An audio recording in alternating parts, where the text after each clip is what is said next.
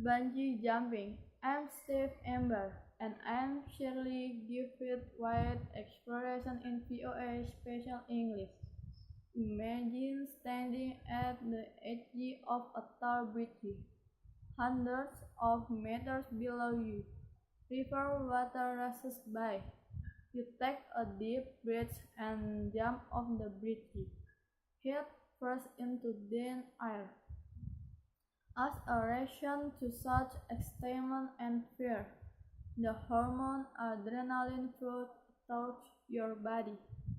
There is nothing but a long rubber rope attached to your ankles, holding on to your very life. Some people call it crazy. Others say it is extreme. Whatever you might think, bungee jumping has become a popular extreme sport all over the world. Bungee jumping is not a new activity. Men on Pentoch Island in the South Pacific have been doing plane jumping for hundreds of years. The men tie long fins from planes around their ankles. They spend their building tall towers of fins and logs. Then they jump off their structure. It takes a great deal of skill of jump correctly and safely.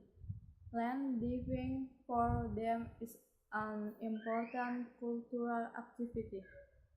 According to their beliefs, the first land diver was a woman.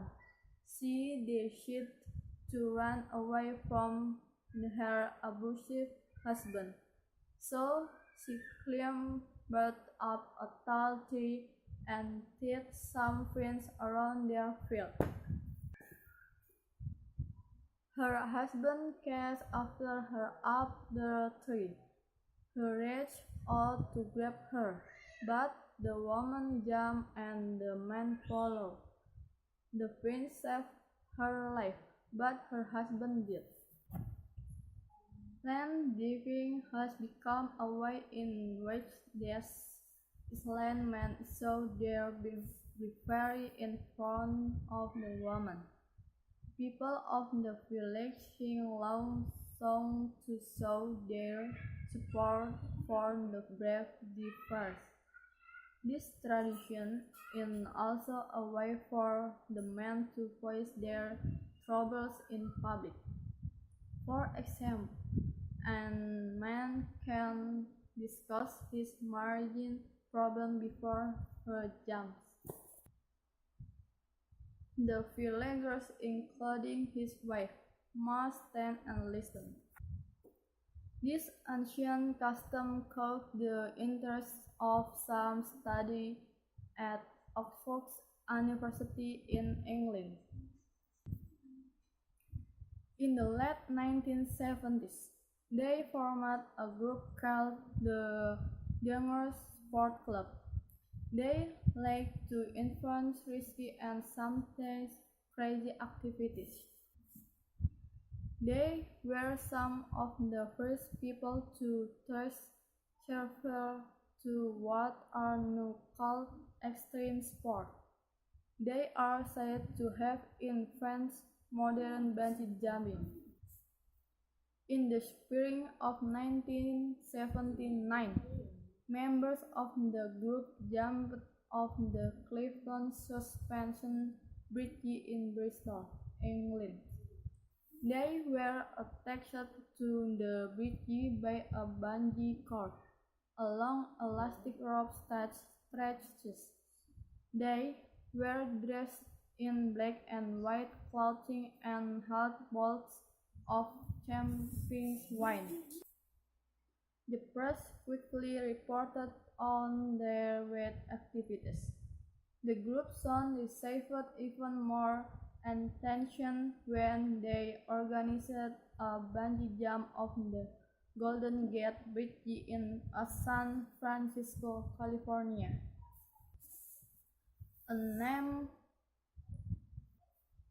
A A man named Zaki of New Zealand later heard about this group. He decided to make the sport into a business. Mr. Hackett worked with these fairy hands funds as Wolf was an expert at skiing. A man named Hackett of New Zealand later heard about this group. He decided to make the sport into a business. Mr. Hackett worked with his friend Henry Van Ax, who was an expert at skiing. They started developing bungee ropes and materials. Scientists at Auckland University helped them. The two men knew that people would find bungee jumping exciting and fun, and they knew people would pay money for the experience.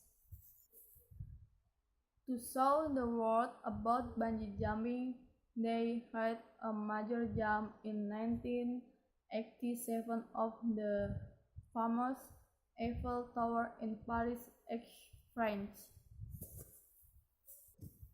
They later got permission to open the first bungee jumping operation on the Kawarau Bungee in Queenstown, New Zealand.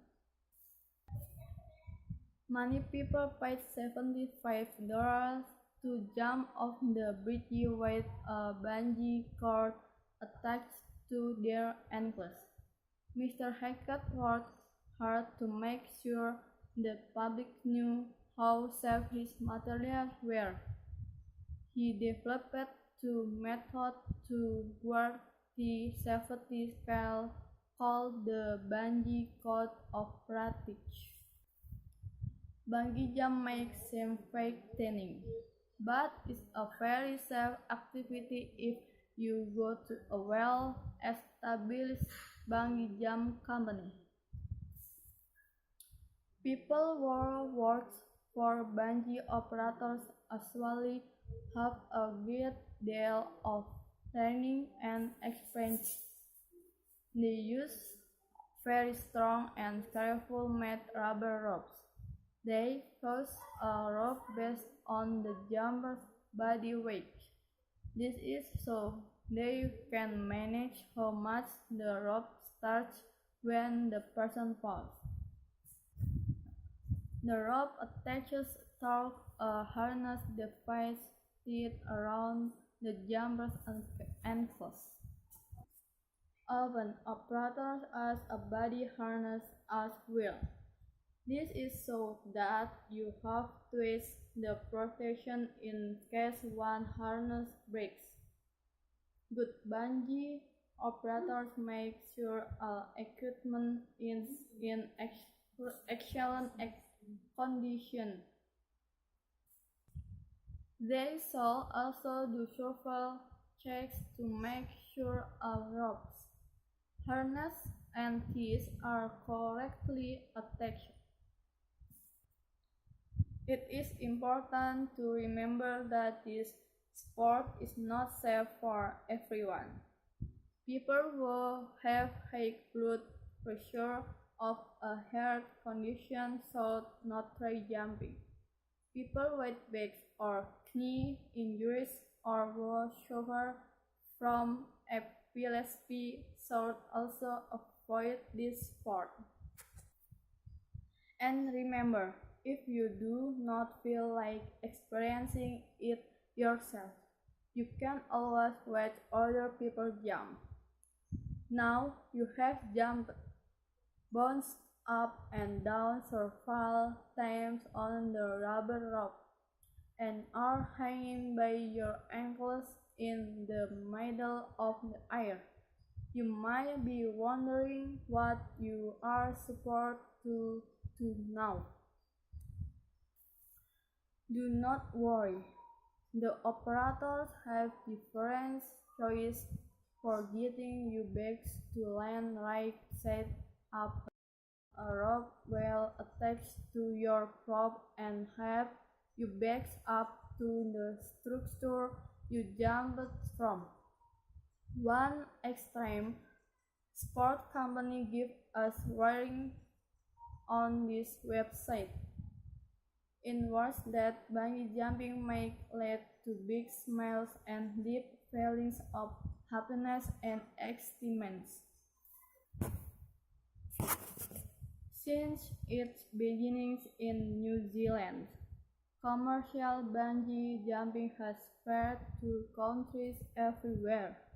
One of the highest bungee jumps in the world from a structure is near Locarno, Switzerland, over the Versaska Dam. The drop measures 220 meters. In fact, you can see the character jump of this very Bungee in the 1995 movie Golden Age. Or there is the 216-meter jump from the Bungee in South Africa. This is the highest single arch bungee in the world. Of course, not every place has a body of water with a bungee from which you can jump. Some amusement parks offer bungee jumping from crane machinery. Gila bagus. In the Andes mountain of Peru, you can visit Action Valley outside the city of Cusco. Visitors can jump from a metal box that hangs from cable high up in the air. Most of these companies can sell you video recording or photograph of your. Now, extreme sport companies are finding ways to make bungee jumping even more frightening. Some of them bungee jump at night, or jumps where you fall off a structure backwards. There are also bungee jumps from flying helicopters and hot air balloons. You can also try bungee jumping for two. Some companies can harness two people together so you and a friend can experience twice the excitement. AG Hackett company even offers a sky jump off the Taylor's building in Macau. Just how far would you go to experience the fast rise of bungee fair? Hosea Mujiwa helps run a bungee operation of the Victoria Falls Bridge between Zimbabwe and Zimbabwe.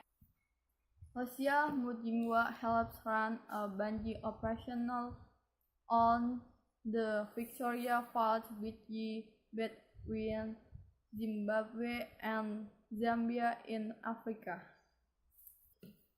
He has been jumping from this 111-meter drop for many years.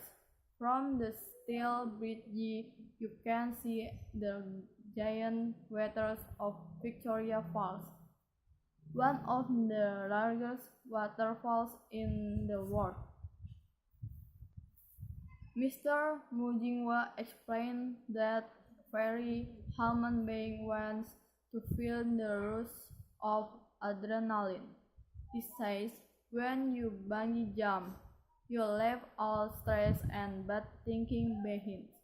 He says you come back up with a new mind. But what does a person who is new to bungee jumping think about this sport? Tim Ronnie Scanley traveled to Victoria Falls. He only had 24 hours to spend in Zimbabwe. But he made sure he found time to jump off this famous bridge towards the powerful Zambezi River. Here is what he had to say about the experience. Tim Roney. Hi, I am Tim Roney from Washington, D.C. Jumping off the bridge was one of the most spectacular protest moments of my life. The idea hadn't really occurred to me until we got to the falls and we saw the view. I decided what better way to get to know this view than to jump into it. I think that the jump had more of a scary impact on my girlfriends who had to watch the whole thing. To an observer, a bungee jump looks like a terribly violent process, but the actual experience of it is one of floating. You jump and you don't have any sense of being tugged or falling off anything. You just are floating up and down. It is one of the most calm, wonderful things I have ever done. I recommend everybody do it. This program was written and produced by Dana Dimesh. I am Steve Amber. And I am Shirley Griffith. You can read and listen to this program on our website, voaspecialenglish.com. Join us again next week for exploration in VOA Special English.